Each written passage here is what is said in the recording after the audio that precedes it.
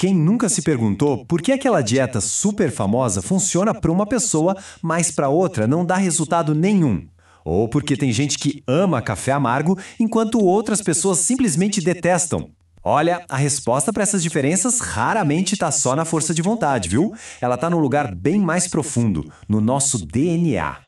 A ciência está descobrindo que os nossos genes têm um papel enorme no que a gente come, no quanto a gente come e até no que sentimos quando comemos.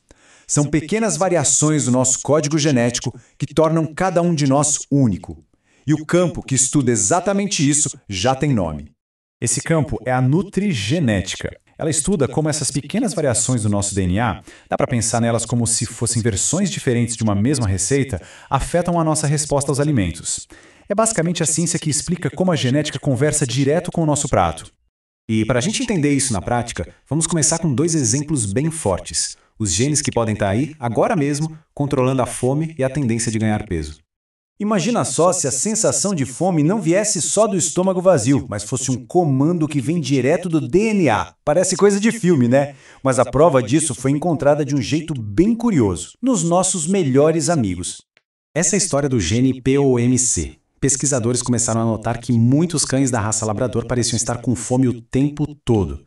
E a causa era uma mutação nesse gene, que funciona como se fosse o interruptor da saciedade lá no cérebro. Com esse interruptor meio quebrado, os cães sentiam fome sem parar. O mais incrível é que o mesmo mecanismo foi descoberto em humanos, o que ajuda a explicar por que algumas pessoas têm aquela sensação de que nunca estão satisfeitas. E bom, se a fome é uma parte da equação, o acúmulo de gordura é outra. É aí que entra em cena o gene talvez mais famoso da nutrigenética, o FTO, que ficou conhecido como o gene da obesidade. A influência desse gene é gigante. Estudos mostram que a sua variante de risco está presente em até 70% das pessoas com obesidade. É uma conexão genética muito forte e surpreendentemente comum. As consequências disso são bem claras. Quem tem essa variante tende a preferir comidas mais calóricas, demora mais para se sentir satisfeito e, o mais impressionante, ganha mais peso comendo a mesma coisa que outra pessoa. É como se o corpo fosse geneticamente programado para estocar energia da forma mais eficiente possível. Mas a genética não influencia só o nosso peso, não. Ela também molda o jeito que a gente reage ao álcool e pode até definir se uma pessoa vai amar ou odiar certos sabores. Um exemplo clássico disso é um fenômeno conhecido como rubor asiático.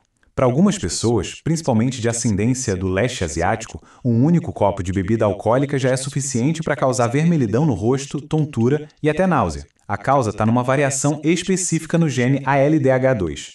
Funciona mais ou menos assim. Quando a gente bebe, o álcool se transforma numa substância tóxica, o acetaldeído.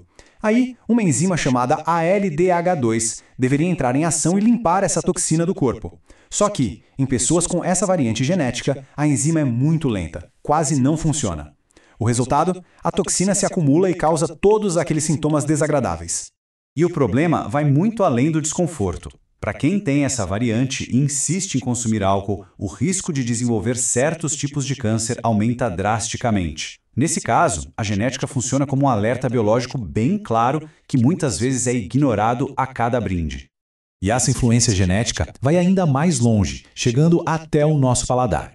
A razão pela qual alguém pode amar brócolis e outra pessoa odiar pode estar no gene TAS2R38, que é o que controla a nossa capacidade de sentir o gosto amargo. Essa variação no gene cria basicamente dois grupos. De um lado, os insensíveis, que não sentem o amargo em vegetais como a couve. Isso pode fazer com que eles consumam menos antioxidantes importantes. Do outro lado, tem os supersensíveis, que acham esses sabores tão ruins que também acabam evitando esses alimentos. Ou seja, nos dois casos, a genética está moldando a dieta e, por consequência, a saúde. Com tudo isso que a gente viu, pode até parecer que somos reféns do nosso código genético, né? Mas a ciência mostra uma verdade que é muito mais poderosa e, felizmente, otimista. Pensa assim, ó. Os genes são a planta de uma casa, o projeto. Mas o ambiente, o que se come, os exercícios que se faz, a qualidade do sono, são os materiais e a construção em si. O resultado final, que é a casa pronta, depende totalmente da interação entre os dois. As nossas escolhas importam e muito. Isso quer dizer que os genes nos dão tendências e não sentenças. Uma predisposição para ganhar peso pode ser combatida com uma dieta adequada e atividade física. Conhecer o nosso perfil genético não é uma limitação, na verdade, é uma ferramenta para tomar decisões mais inteligentes. E é essa compreensão que está nos levando para uma nova fronteira na saúde e no bem-estar. É aqui que mora o futuro da nutrição. Em vez daquelas dietas genéricas que servem para todo mundo, imagine só receber um plano alimentar feito sob medida para o seu DNA. O objetivo não é mais só perder peso, mas usar informação genética para prevenir doenças antes mesmo que elas apareçam. A nossa relação com a comida começa num código invisível, guardado dentro das nossas células. Os genes podem até nos dar um mapa, mostrando nossas tendências, nossas predisposições. Mas no final das contas, quem segura o volante somos nós. A grande questão que fica é, agora que se conhece o mapa, qual caminho escolher?